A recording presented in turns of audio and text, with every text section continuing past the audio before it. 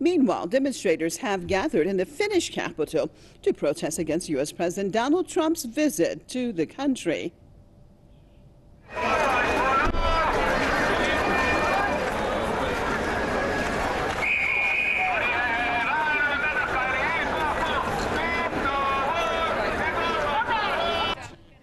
Anti-Trump protesters marched through Helsinki and ended their demonstration at Senate Square. The rally took place ahead of Trump's arrival in Helsinki for a summit with Russian President Vladimir Putin. Trump and Putin are going to discuss a range of topics, including national security and bilateral ties on Monday. This will be the second meeting between Putin and Trump since the U.S. president took office in early 2017. They met briefly in Vietnam in November of 2017 on the sidelines of the APEC summit. Crossing over to Ontario, joined by political commentator and analyst, Mr. Jason Unruhe. Thank you so much for being with us.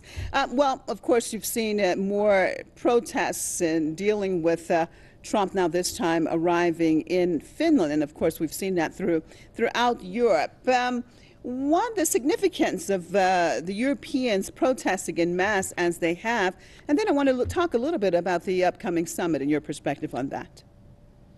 Well, I think that it is pretty important that if you're going to be heading into an important summit with someone who is supposed to be, in relative terms, your ally, and then to have so much of your electorate, coming out against U.S. President Donald Trump in public so very vocally, and also combining that with a very anti-Russia sentiment as well. It seems that both countries are being protested against almost on equal grounds. But I think it's important to understand much of the relationship that has existed between Finland and the U.S. While it has not been very vocal, not very well known, it certainly is there. The U.S. does have a relative history with many of the European countries, mostly through trade and mutual ideas of cooperation on defense matters. And the fact that this is coming out right now, that these protests are taking place as Donald Trump is set to speak in the country, or to at least engage with the leadership of Finland, does not bode very well. This may reflect very negatively upon the current elected officials inside Finland, when you have such a population so adamantly against cooperation with Donald Trump, and then having organizations like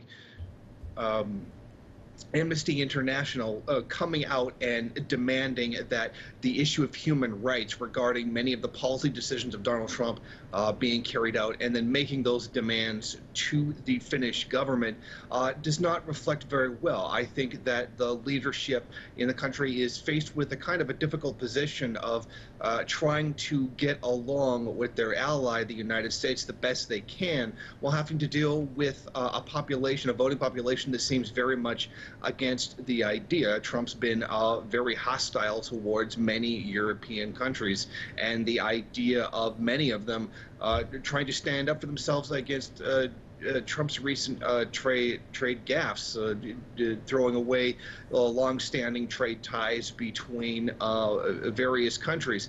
The whole thing right now is very much a mess, and something that might be very complicated for the leadership inside of Finland to deal with in the near future.